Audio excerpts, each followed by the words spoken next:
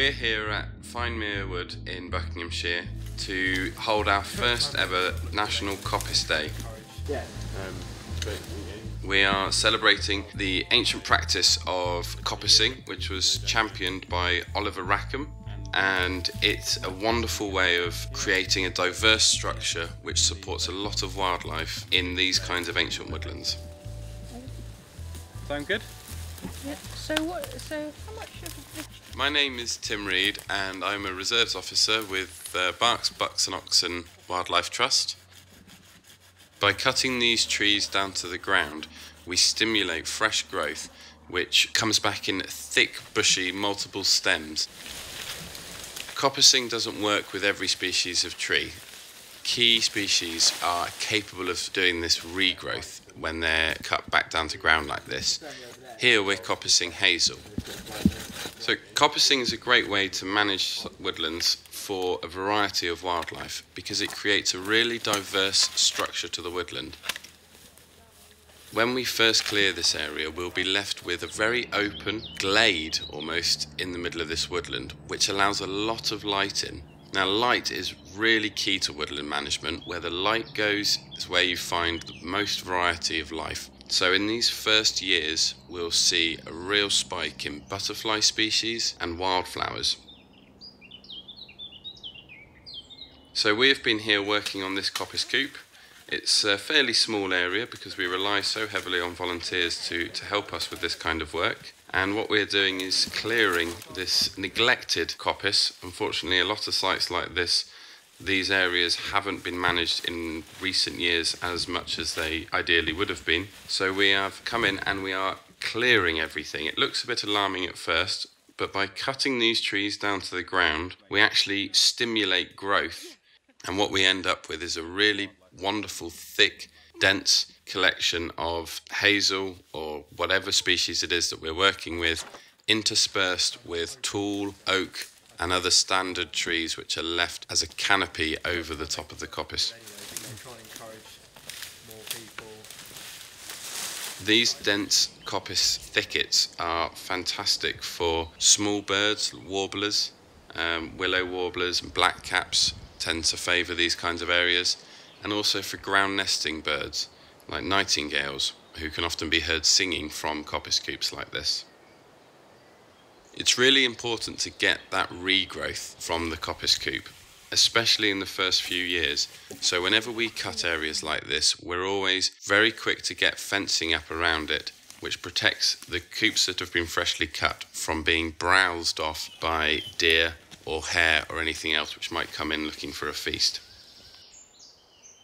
A lot of coppice in this country has been neglected in recent years, and so the density of individual trees in the coop has dropped. In order to thicken this up and to get more coppice in our coop, we use a process called layering, where we take thin whippy branches from an individual coppice stool and we cut most of the way through the stem, laying it down flat on the ground and pegging it into the ground. And that then allows the tree to put down roots and create a brand new coppice stool within a few years, thickening up our coppice and creating that denser woodland thicket which the birds and butterflies love.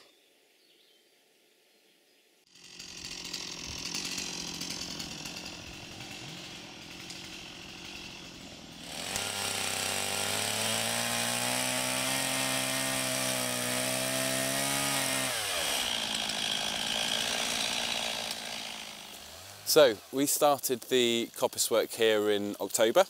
It's now January and we're back for the day.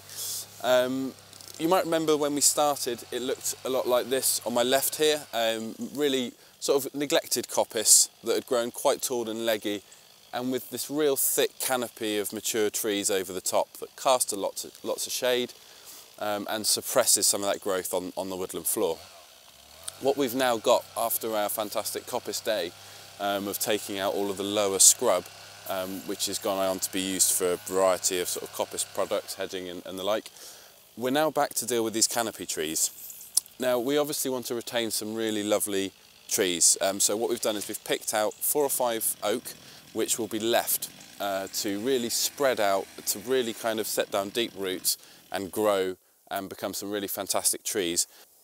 So by opening up the canopy like this, we let a lot more light into the woodland floor, which is fantastic for the wildflowers and the insects, things like the wood anemone, bluebells and primroses, and the speckled wood butterflies or the silver wash fritillaries. Some really fantastic stuff here that all relies on the light getting to the ground. And as an added bonus, as we remove these trees, we are supplying ourselves with a source of timber, which we will use on this reserve for fence posts, to build sort of gates and stiles out of, and all kinds of infrastructure bits at this site. So really it's local produce being used to manage this really lovely reserve.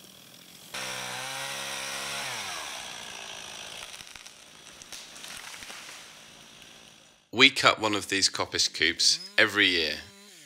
The size of it depends on the resources we have available, but we always try to keep a rotation going.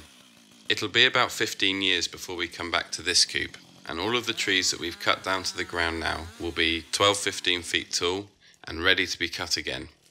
Once the coop has been fenced, we really start to see the benefits.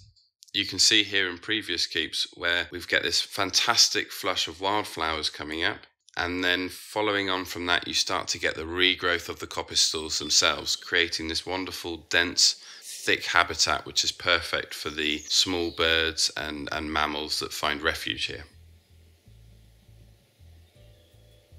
So this type of rotation coppice management is just one method we use to manage sites like this.